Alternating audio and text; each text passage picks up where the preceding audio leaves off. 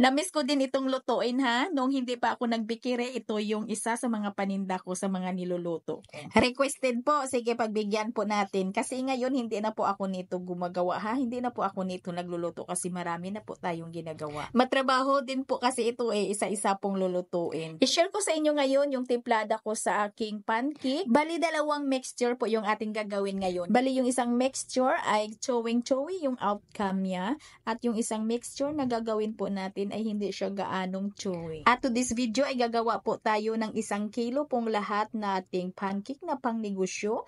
Kaya simulan na po natin. Una, ito po yung ating gagawin, yung ating mixture number 1. So dito, meron po tayong 2 piraso ng large na itlog, 1 cup ng ating sugar, 1 teaspoon ng ating rock salt, 4 teaspoon ng ating baking powder, 1 tablespoon ng vanilla, at maglagay muna ako ng 1 cup lang muna na tubig, 1 cup evaporated milk, at half cup na mantika. At haluin lang po natin yan. Tunawin lang po natin yung ating mga dry ingredients. Dito sa ating mixture ay gagamit lang po tayo ng baking powder para po sa pangpaalsa po natin. Pero pwede din tayo ditong gumamit ng yeast kasi minsan din noong gumagawa ko nito ay yeast po yung ginagamit ko. Ayan, ilagay na po natin yung ating harina at kailangan po ay salain lang po natin yung ating all-purpose flour para wala po tayong mga lumps sa ating mixture at para makinis po talaga yung ating mixture. At kung tinaman ka naman ditong maghalo ay pwede talaga kayong gumamit dito ng hand mixer.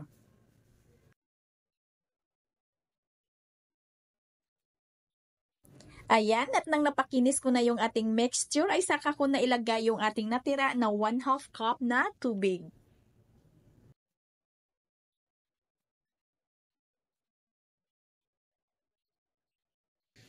Ayan ang mga palangga, ito na po yung consistency ng ating mixture. Napakakinis naman. At dahil baking powder lang po yung nilagay natin dito, ay pwede na po natin ito agad na lutuin. Mahina lang po na apoy yung kailangan natin dito. At first po ay mag-grease lang po tayo dito ng margarine or kaya mantika. Pwede ding butter para mas lalong mabango.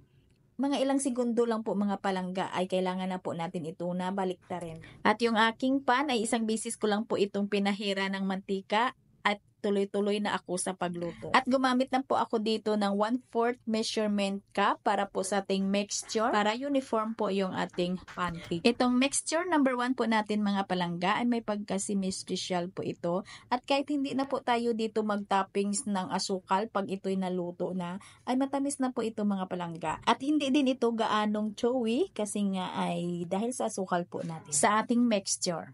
Ayan, at dito naman tayo sa ating mixture number 2 na simple lang at masarap at chewing-chewy po ito. Pareho lang po ito sila ng timbang ng ating harina sa ating mixture number 1 pero yung magkaiba dito ay yung ating mga ingredients dito sa ating mixture number 2 ay simple lang po. Ang itlog niya dito ay 1 piraso lang at hindi din tayo dito gagamit ng evaporated milk.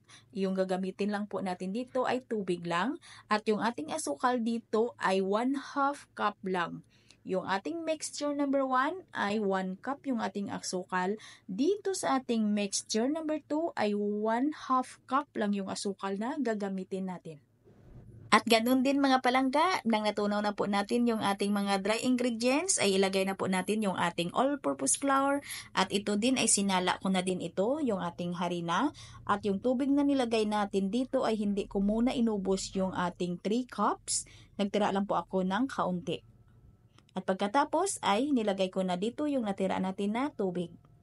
Para po hindi po tayo mahirapan sa pagpapino ng ating mixture, wala po tayong mga lumps, ay wag lang po nating iubos agad-agad yung ating tubig. Unti-unti lang po yung ating paglagay ng ating tubig. At ganun mga palangga ay pwede tayo ditong gumamit ng hand mixer kung tayo'y natamad sa paghalo. Ayan na po yung ating mixture. Napakakinis po at yung tubig natin dito ay lamang po ito yung nilagay natin sa ating mixture number 1. Kaya makuha talaga natin yung pagka-chewing-chewy yung outcome niya dahil po sa mataas yung tubig na nilagay natin at dahil sa mababa lang po yung asukal na nilagay natin. At abangan nyo din mga palangga yung aking hot cake na yeast po yung ginagamit natin.